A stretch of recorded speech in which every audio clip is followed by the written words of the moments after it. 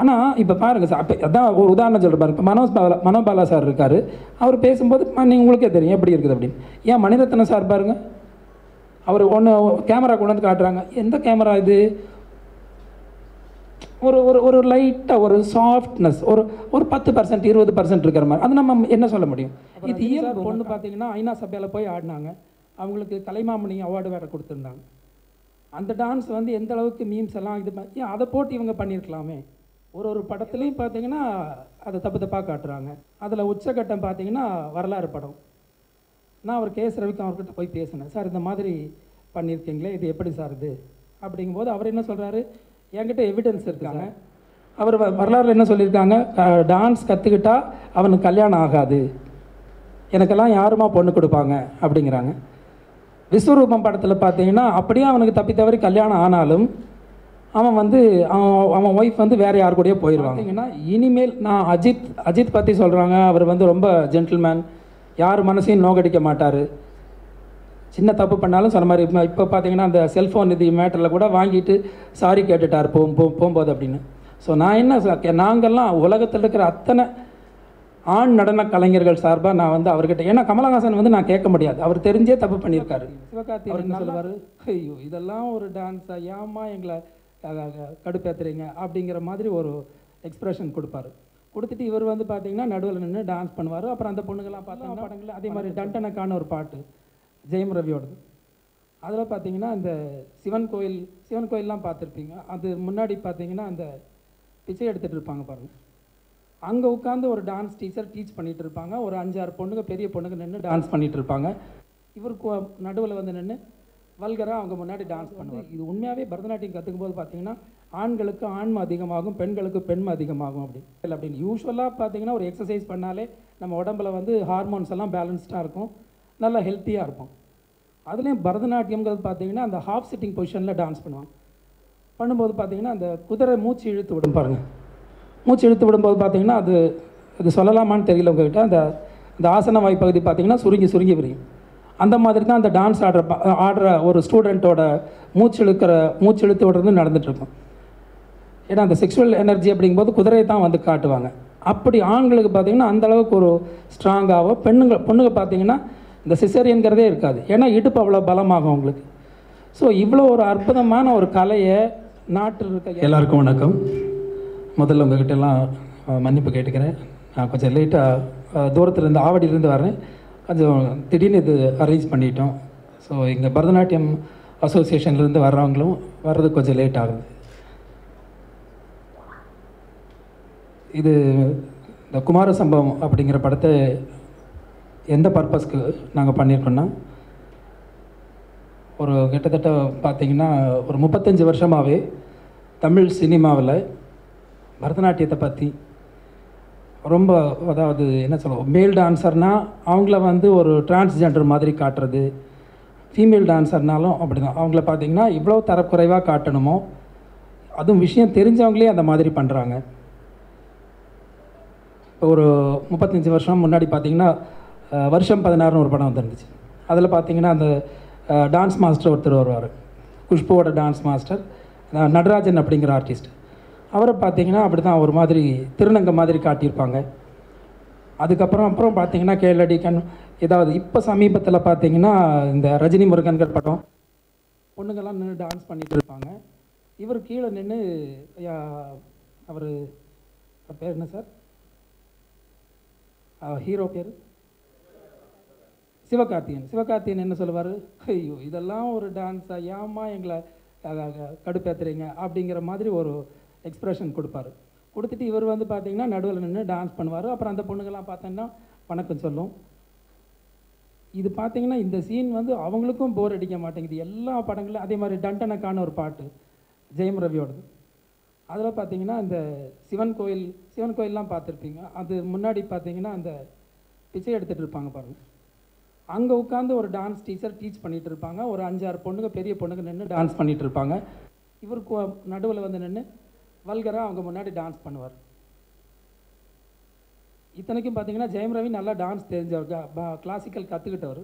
அவரே பார்த்தீங்கன்னா அந்த கிளாசிக்கலை ஒரு இல் ட்ரீட் பண்ணுற மாதிரி. அதே மாதிரி இவர் அந்த ரஜினி முருகன் படத்துலேயும் அதான் நான் கேட்குறது.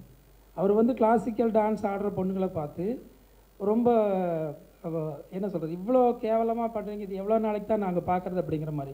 படம் பேர் ரஜினி முருகன். அப்போ ரஜினி சார் பொண்ணு பார்த்தீங்கன்னா ஐநா சபையில் போய் ஆடினாங்க. அவங்களுக்கு கலைமாமணி அவார்டு வேறு கொடுத்துருந்தாங்க. அந்த டான்ஸ் வந்து எந்த அளவுக்கு மீம்ஸ் எல்லாம் இது ஏன் அதை போட்டு இவங்க பண்ணியிருக்கலாமே.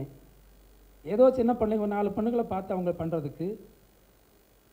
ஸோ இது மாதிரி ஒரு படத்துலையும் வருஷம் 16லேருந்து நீங்கள் கேளடி கண்மணிங்கிற படம், எனக்குள்ள ஒருவன், எல்லாம் நான் நிறைய உதாரணம் சொல்கிறதுன்னா அவ்வளோ சொல்ல முடியும். ஏன்னா ஏன் நான் இது சொல்கிறேன்னு கேட்டிங்கன்னா, கிட்டத்தட்ட ஒரு 70 வருஷமாக அந்த பரதநாட்டியம்ங்கிறது ஒரு நல்ல கலை. நீங்கள் ஏவிஎம்மோட சபாபதிங்கிற படம் பார்த்துருக்கீங்களான்னு தெரியல. அதில் பார்த்தீங்கன்னா அந்த காடியன் ரத்தனம் அப்படிங்கிறவர் வந்து வேலைக்காரனாக இருப்பார். 2 பேரும் சபாபதி. வேலைக்காரன் பேரும் சபாபதி, ஹீரோ பேரும் சபாபதி. அப்போ பார்த்தீங்கன்னா அந்த பொண்ணு பார்க்குறதுக்காக வருவாங்க. அந்த ஹீரோ பொண்ணு பார்க்க வரும்போது அந்த அவர் சொல்லுவார், வேலைக்காரன் அங்கே வீட்டு முன்னாடி போய் நின்றுவாங்க. நின்றுட்டு சொல்லுவாங்க, மா மேலே ஏதோ தேவடியா கச்சேரி நடக்குதுமா அப்படிம்பாங்க. அப்படியா, நல்ல சகுனம் தான், போகலாம்ப்பா அப்படிம்பாங்க அவங்க அம்மா. என்னென்னு பார்த்தீங்கன்னா இந்த மாதிரியான ஒரு பேர் இருந்தது இது. அதுக்கப்புறம் தாசி நடனம், அதுக்கப்புறம் பார்த்தீங்கன்னா சின்ன மேளம், சதுர் கச்சேரி, இப்படியெல்லாம் இருந்ததை பார்த்தீங்கன்னா ஒரு குடும்ப பொண்ணுகளும் கற்றுக்கலாம் இந்த பரதநாட்டியத்தை அப்படிங்கிற அளவில் ஒரு நல்ல முறையில் இதை சரி பண்ணி இதுக்கு ஒரு நல்ல மகத்துவமான ஒரு அடையாளத்தை கொடுத்து கொண்டு வரும்போது இவங்க பார்த்தீங்கன்னா இந்த மாதிரி ஒரு படத்துலையும் பார்த்தீங்கன்னா அதை தப்பாக காட்டுறாங்க. அதில் உச்சகட்டம் பார்த்தீங்கன்னா வரலாறு படம். நான் அவர் கேஎஸ் ரவிக்கு அவர்கிட்ட போய் பேசினேன், சார் இந்த மாதிரி பண்ணியிருக்கீங்களே, இது எப்படி சார் இது அப்படிங்கும்போது அவர் என்ன சொல்கிறாரு, என்கிட்ட எவிடன்ஸ் இருக்குது சார். எவிடன்ஸ் யாருன்னா சிவசங்கர். இதை கற்றுக்கிட்டா வந்து இந்த மாதிரி இப்போ நான்லாம் பார்த்தீங்கன்னா கிட்டத்தட்ட 35 வருஷமாக நான் கிளாசிக்கல் டான்ஸ் ஆடுறேன். எங்கள் அப்பாவும் டான்ஸ் மாஸ்டர் தான். பழைய படங்கள்லாம் நிறைய என்னோட மாஸ்டர் குரு அடையார் லக்ஷ்மணன் அப்படின்னு சொல்லி அவர் வந்து 80களிலே வந்து பத்மஸ்ரீ அவார்டு வாங்கியிருக்காரு. அப்போ கேஎஸ் ரவிக்குமார் கிட்ட கேட்கும்போது அப்படி சொல்கிறாரு. அப்போ நான் சொன்னேன், சார் என் படத்தில் பார்த்தீங்கன்னா நான் அதாவது வந்து இது உண்மையாகவே பரதநாட்டியம் கற்றுக்கும் போது பார்த்தீங்கன்னா ஆண்களுக்கு ஆண்மை அதிகமாகும், பெண்களுக்கு பெண்மை அதிகமாகும் அப்படி. அப்போ அவர் சொல்கிறாரு, சார் அப்படி இருந்துச்சுன்னா நீங்கள் வந்து ஆண்களெல்லாம் பரதநாட்டியம் கற்றுக்க வந்துருவாங்களே அப்படின்னாரு. நான் அதான் சொன்னேன், அது எப்படி எந்த முறையில் அப்படின்னு. யூஸ்வலாக பார்த்தீங்கன்னா ஒரு எக்ஸசைஸ் பண்ணாலே நம்ம உடம்புல வந்து ஹார்மோன்ஸ் எல்லாம் பேலன்ஸ்டாக இருக்கும், நல்லா ஹெல்த்தியாக இருக்கும். அதுலேயும் பரதநாட்டியம்ங்கிறது பார்த்தீங்கன்னா அந்த ஹாஃப் சிட்டிங் பொசிஷனில் டான்ஸ் பண்ணும்போது பார்த்தீங்கன்னா அந்த குதிரை மூச்சு இழுத்து விடும் பாருங்கள். மூச்சு இழுத்து விடும்போது பார்த்தீங்கன்னா அது சொல்லலாமான்னு தெரியல உங்கள்கிட்ட. அந்த ஆசன வாய்ப்பகுதி பார்த்தீங்கன்னா சுருங்கி விரியும். அந்த மாதிரி தான் அந்த டான்ஸ் ஆடுற ஒரு ஸ்டூடெண்ட்டோட மூச்சு இழுத்து விடுறது நடந்துகிட்ருக்கும். ஏன்னா அந்த செக்ஷுவல் எனர்ஜி அப்படிங்கும்போது குதிரையை தான் வந்து காட்டுவாங்க. அப்படி ஆண்களுக்கு பார்த்திங்கன்னா அந்தளவுக்கு ஒரு ஸ்ட்ராங்காகவும், பொண்ணுங்க பார்த்திங்கன்னா இந்த சிசேரியன்கிறதே இருக்காது. ஏன்னா இடுப்பு அவ்வளோ பலமாகும் அவங்களுக்கு. ஸோ இவ்வளோ ஒரு அற்புதமான ஒரு கலையை நாட்டில் இருக்க எவ்வளோ கஷ்டப்பட்டு, இப்போ சிட்டிலலாம் பரவாயில்ல, லட்சக்கணக்கில் சம்பாதிக்கிறாங்க. ஆனால் நகர்ப்புறத்தில் பார்த்திங்கன்னா 200 ரூபா 250 ரூபா இந்த மாதிரிலாம் டீச் பண்ணிவிட்டு ஸ்கூல்ஸில் ஒரு 4000 ரூபா 5000 ரூபாய்க்கெல்லாம் சொல்லி கொடுத்துட்ருக்காங்க. ஸோ ஒரு படத்துலையும் இப்படி இவங்க காட்டிகிட்டு இருக்கும்போது வரலாறு படத்தில் பார்த்திங்கன்னா இப்படி காட்டியிருக்காங்க. அவர் வரலாறுல என்ன சொல்லியிருக்காங்க, டான்ஸ் கற்றுக்கிட்டா அவனுக்கு கல்யாணம் ஆகாது, எனக்கெல்லாம் யாருமா பொண்ணு கொடுப்பாங்க அப்படிங்கிறாங்க. விஸ்வரூபம் படத்தில் பார்த்தீங்கன்னா அப்படியே அவனுக்கு தப்பி தவறி கல்யாணம் ஆனாலும் அவன் வந்து அவன் ஒய்ஃப் வந்து வேறு யார் கூடயோ போயிடுவாங்க அப்படிங்கிற மாதிரி ஒரு வச்சுருக்காங்க.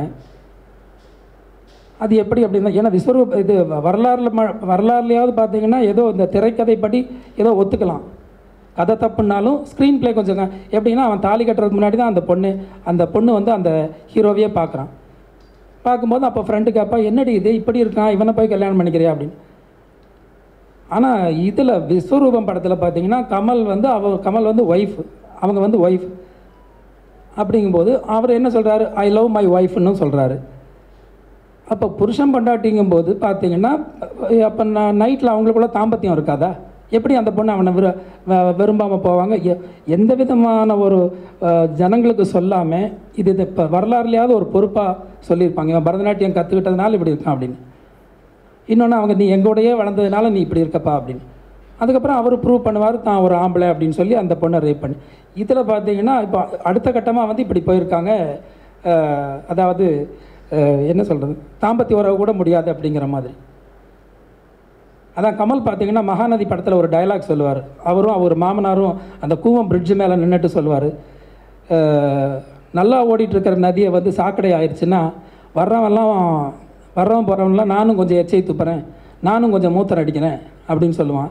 இனிமேல் நானும் அதான் பண்ண போகிறேன் அப்படின்னு கமல் சொல்லுவார். இப்போ கமலும் வந்து இதுதான் பண்ணியிருக்காரு விஸ்வரூபம் படத்தில். யார் கேட்குறது? இவங்கெல்லாம் பவர்ஃபுல். ஒரு காட்சிக்கே இவங்களுக்கு பார்த்தீங்கன்னா லட்சக்கணக்கான ஆடியன்ஸ்.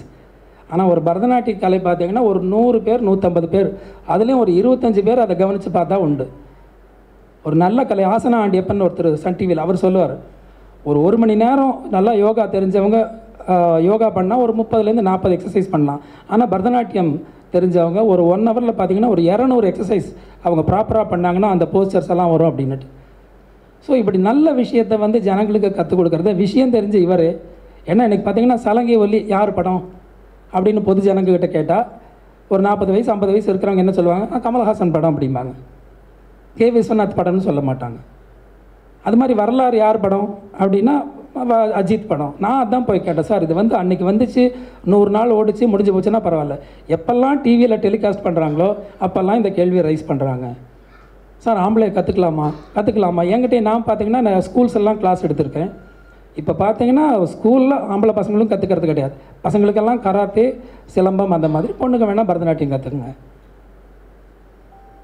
ஸோ இந்த சினிமா மூலிமா இனி அடுத்தது என்ன இவங்க வைக்க போகிறாங்க அப்படின்னு தான் தெரியும். அடுத்தது ஏதாவது வந்து ஒரு நடன கலைஞன் வந்து கையில் விளக்கு வச்சுட்டு பெட்ரூம் முன்னாடி டான்ஸ் பண்ணிகிட்டு இருப்பார், உள்ள ஒய்ஃப் வேறு யாருக்கிட்டையும் அந்த மாதிரி தான் நீ காட்டுவாங்களாங்கிறது எங்களுக்கு இதுவாக இருக்கும்.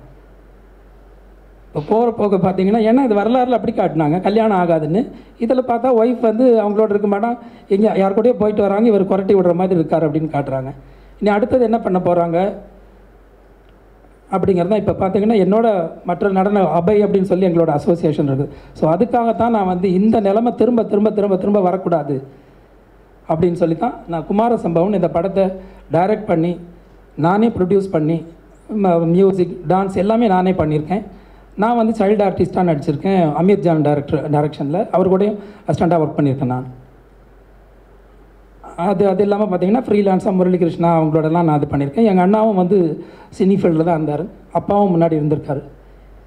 அதனால் இது பார்த்தீங்கன்னா இனிமேல் நான் அஜித் பற்றி சொல்கிறாங்க, அவர் வந்து ரொம்ப ஜென்டில்மேன், யார் மனசையும் நோகடிக்க மாட்டார், சின்ன தப்பு பண்ணாலும் சொன்ன மாதிரி. இப்போ பார்த்தீங்கன்னா அந்த செல்ஃபோன் இது மேட்டரில் கூட வாங்கிட்டு சாரி கேட்டுட்டார் போகும்போது அப்படின்னு. ஸோ நான் என்ன நாங்கள்லாம் உலகத்தில் இருக்கிற அத்தனை ஆண் நடன கலைஞர்கள் சார்பாக நான் வந்து அவர்கிட்ட, ஏன்னா கமலஹாசன் வந்து நான் கேட்க முடியாது, அவர் தெரிஞ்சே தப்பு பண்ணியிருக்காரு, அவருக்கு நல்லா தெரியும். அவருக்கு பார்த்தீங்கன்னா 35 வருஷமாக அவர் பண்ணுற ஒரு டான்ஸ்லேயும் ஒரு சின்ன கிளாசிக்கல் பிட்டு வச்சுப்பார். விக்ரம் அப்படி பாட்டு வந்துச்சுன்னா தாக்க திமி தீம் தான் வரும். உனக்கு என்ன மேலே நின்றாய் அப்படின்னு பாட்டு வந்துச்சுன்னா தகத திந்தோம் அப்படி வரும். அப்புறம் நான் தான் ராஜா நாடு வர அதில் பார்த்தீங்கன்னா பரதம் உண்டு, கதக்கும் உண்டு, டிஸ்கோ டான்ஸும் உண்டு அப்படின்னு சொல்லிட்டு, அதாவது தான் ஒரு சகலகலா வல்லவன் அப்படின்னு காட்டுறதுக்கு வந்து. ஏன்னா கிளாசிக்கல்ங்கிற வந்து சினி டான்சர்ஸ் அசோசியேஷனில் கேட்டிங்கன்னா கூட சொல்லுவாங்க, கிளாசிக்கல் தெரிஞ்சவன்னா அவனுக்கு தனி மரியாதை, அவன் கிளாசிக்கல் டான்ஸர்ப்பா அவங்ககிட்ட வச்சுக்காது அப்படின்னு. ஸோ இவர் அந்த மாதிரி தன்னை வந்து ஒரு கிளாசிக்கல் டான்சர் அப்படின்னு காட்டிகிட்டு இருந்தார். இப்போ 35 வருஷம் கழிச்சு இப்போ திடீர்னு அவருக்கு எப்படி இந்த ஞானோதயம் வந்துச்சு? இத்தனை காலமாக தெரியலையா இதை கற்றுக்கிட்டா பெண்மைத்தன்மை வந்துடும் அப்படின்னுட்டு? ஏன்னா இப்போ யார்கிட்டையாவது நீங்கள் கேட்டு கூட பாருங்கள், ஏங்க அவங்க அந்த விஸ்வரூபம் படத்தில் அந்த அம்மா அவரை டைவர்ஸ் பண்ணுறாரு அப்படின்னா, அவர் தான் டான்ஸராக இருக்கார் அதனால் டைவர்ஸ் பண்ணுறாங்க. ஸோ கிளாசிக்கல் டான்சர்ஸ், ஆம்பளை டான்சர்ஸ் பார்த்தீங்கன்னா அடுத்த ஜென்ரேஷனுக்கு யாரும் வருவாங்களா? என் பையனே கற்றுக்க மாட்டேங்கிறான், அதுதான் விஷயம். என் ஒய்ஃப் சொல்கிறாங்க, எதுக்குங்க அவனுக்கு அந்த ரிஸ்கெல்லாம் அப்படின்னு.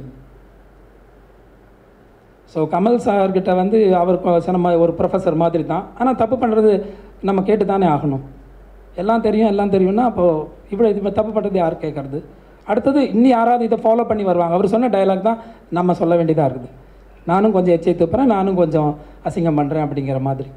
ஸோ அஜித் சார்கிட்ட நான் என்ன கேட்குறேன்னா, தெரிஞ்சோ தெரியாமலோ உலகத்தில் இருக்கிற அத்தனை ஆண் நடன கலைஞர்களும் ரொம்ப வருத்தப்படுறாங்க, இப்படி ஒரு இது வந்துருச்சு அப்படின்னு சொல்லிட்டு. உண்மையாக பொண்ணு கொடுக்க மாட்டேங்கிறாங்க சார் கிளாசிக்கல் டான்ஸர் அப்படின்னா. என் மாமனாரே இப்போ யார்கிட்டயும் சொல்லியிருக்காங்க, இது மாதிரி இவர் வந்து பையன் பரவாயில்ல பார்க்குறக்கு இதுவாக இருக்கார், எதுக்கும் நல்லா விசாரிச்சுக்கங்க, கிளாசிக்கல் டான்ஸர்னு சொல்கிறீங்களே அப்படின்னு. அந்த மாதிரி இருக்குது.